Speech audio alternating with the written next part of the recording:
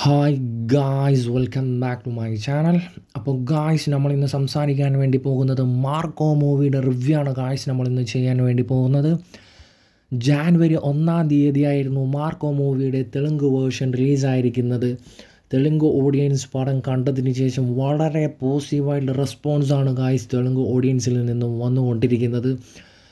പക്ഷേ വളരെ ദുഃഖകരമായ കാര്യം എന്താണെന്ന് വെച്ചാൽ, പടം ഫസ്റ്റ് ഷോ കണ്ടതിന് ശേഷം ഒരുപാട് ഡീഗ്രേഡിങ് സംഭവിച്ചു. പക്ഷേ അതിൻ്റെ പിന്നിൽ ആരാണ് എന്ന് അറിഞ്ഞതിന് ശേഷം വളരെയധികം ഡിസപ്പോയിൻറ്റഡ് ആയിപ്പോയി. കാരണം കേരളത്തിൽ അത്രയധികം ഫാൻ ബേസുള്ള അല്ലു അർജുൻ്റെ ആരാധകരിൽ നിന്നുമാണ് ഇതുപോലുള്ള ഒരു ഡീഗ്രേഡിങ് സംഭവിച്ചിരിക്കുന്നത്. പിന്നെ അറിയാൻ വേണ്ടി സാധിക്കുന്നത് പുഷ്പ മൂവിയുടെ അണിയറ പ്രവർത്തകരിൽ നിന്നുമാണ് ഇങ്ങനെ ഇത്രയും മാസീവായിട്ടുള്ള ഒരു ഡീഗ്രേഡിങ് നമ്മുടെ മാർക്കോ മൂവിക്ക് ഡീഗ്രേഡിങ് സംഭവിച്ചിരിക്കുന്നത് എന്നാണ് അറിയാൻ വേണ്ടി സാധിക്കുന്നത്. പക്ഷേ അതൊന്നും ഈ ഒരു പടത്തിന് എഫക്റ്റ് ചെയ്തില്ല എന്ന് തന്നെ വേണം പറയാൻ. അതിനുശേഷം ഫാമിലി ഓഡിയൻസ് വരാൻ തുടങ്ങി. ഫാമിലി ഓഡിയൻസ് പടം കണ്ടതിന് ശേഷം വളരെ പോസിറ്റീവായിട്ടുള്ള റെസ്പോൺസാണ് ഗായ്സ് പടത്തിന് ഉണ്ണിമുകുന്ദൻ്റെ മാർക്കോ പടത്തിന് വന്നിരിക്കുന്നത്. ഫൈനലി അറിയാൻ വേണ്ടി സാധിക്കുന്നത് തെലുങ്ക് വേർഷനിൽ സൂപ്പർ ഹിറ്റായി എന്നാണ് ഇന്നത്തെ ദിവസം അറിയാൻ വേണ്ടി സാധിക്കുന്നത്. വേറൊരു കാര്യം എടുത്തു പറയേണ്ടത് എന്താണെന്ന് വെച്ചാൽ, അവർ ഇങ്ങനെ ചെയ്യാനുള്ള കാരണം, ആദ്യ ദിനങ്ങളിൽ ഡിസംബർ 25 റിലീസ് ചെയ്ത Baby John movie December 25 Varun ധവാൻ്റെ ബേബി ജോൺ മൂവി റിലീസ് ചെയ്തിരിക്കുന്നത്. ആ സമയത്തും വെറും 30 സ്ക്രീനുകളിൽ മാത്രമായിരുന്നു മാർക്കോ അവൈലബിൾ ആയിട്ടുണ്ടായിരുന്നത്. പക്ഷെ അതിനുശേഷം 350 അപ്ഡേറ്റായി. അതിനുശേഷം 1200 സ്ക്രീനുകളിലാണ് ഗായ്സ് മാർക്കോ കറൻ്റ്ലി റണ്ണ് ചെയ്ത് കൊണ്ടിരിക്കുന്നത്. അതും ബോളിവുഡ്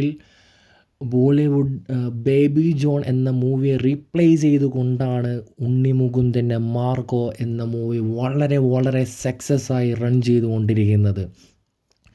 അതുപോലെ ഒരു ഭയം കാരണമായിരിക്കാം പുഷ്പ മൂവിയുടെ അണിയറ പ്രവർത്തകർ ഇങ്ങനെ ഒരു ഡീഗ്രേഡിന് മുതിർന്നത് എന്നാണ് എനിക്ക് പേഴ്സണലി തോന്നുന്നത്. വേറൊരു കാര്യം എടുത്തു പറയാനുള്ളത്, ജാനുവരി 3 തമിഴ് വേർഷൻ റിലീസ് ചെയ്യുന്നത്. തമിഴ് വേർഷനും അത്യാവശ്യം സക്സസ് ആവുകയാണെങ്കിൽ one of the best history ആയിരിക്കും ഗായ്സ്. അതും ഉണ്ണിമുകുന്ദൻ്റെ പേരിൽ വരാനിരിക്കുന്നത് മലയാളത്തിൻ്റെ ആദ്യ 1000 കോടി ആയിരിക്കും എന്നുള്ളതിൽ യാതൊരുവിധ സംശയവുമില്ല ഗായ്സ്, തമിഴ് വേർഷനും കൂടി സക്സസ് ആവുകയാണെങ്കിൽ. വേറൊരു കാര്യം എടുത്തു പറയാനുള്ളത്, റീസെൻ്റ്ലി മാർക്കോ മൂവിയുടെ അണിയറ പ്രവർത്തകരിൽ നിന്നും ഒരു ഇൻ്റർവ്യൂ കാണാനിടയായി. ആ ഇൻ്റർവ്യൂവിൽ പറയുന്ന വളരെ ഞെട്ടിപ്പിക്കുന്ന ഒരു കാര്യങ്ങൾ എനിക്ക് നിങ്ങളോട് പങ്കുവെക്കാനുള്ളത്, സെൻസറിങ് ചെയ്യുന്ന സമയത്ത് പടത്തിൽ 8 മിനിറ്റ്സ് ദീർഘമുള്ള ക്ലിപ്പായിട്ട് കട്ട് ചെയ്തു എന്നാണ് അറിയാൻ വേണ്ടി സാധിക്കുന്നത്. പടം കണ്ടവർക്ക് മനസ്സിലാകും അത് എത്രക്കും ബ്രൂട്ടലായ സീൻ ആയിരിക്കും എന്ന്. അത് അവർ തന്നെ പറയുന്നതുമുണ്ട്.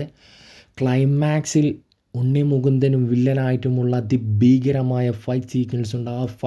ആ ഒരു ക്ലൈമാക്സ് സീനിൽ വില്ലൻ്റെ കഴുത്തറക്കുന്ന ഒരു സീൻ ആഡ് ചെയ്തിട്ടുണ്ടായിരുന്നു. പക്ഷേ ആ ഒരു സീനിനെ കുറിച്ചിട്ട് പറയുന്നത്, കഴുത്തറുത്തതിന് ശേഷം ബ്രെയിൻ വരെ പുറത്തെടുത്തിട്ട് അത് പ്യുവറായി കാണിക്കുന്ന ഒരുപാട് സീൻസ് ആഡ് ചെയ്തിട്ടുണ്ട് എന്നാണ് അറിയാൻ വേണ്ടി സാധിക്കുന്നത് ഗായ്സ്. അപ്പോൾ ഈ പടം OTTയിൽ ഇറങ്ങിക്കഴിഞ്ഞാൽ വളരെ ഇന്ത്യ മുഴുവൻ അത്രക്കും ഭീകരമായ ഒരു ചർച്ചയായി മാറും എന്നതിൽ യാതൊരുവിധ സംശയവുമില്ല.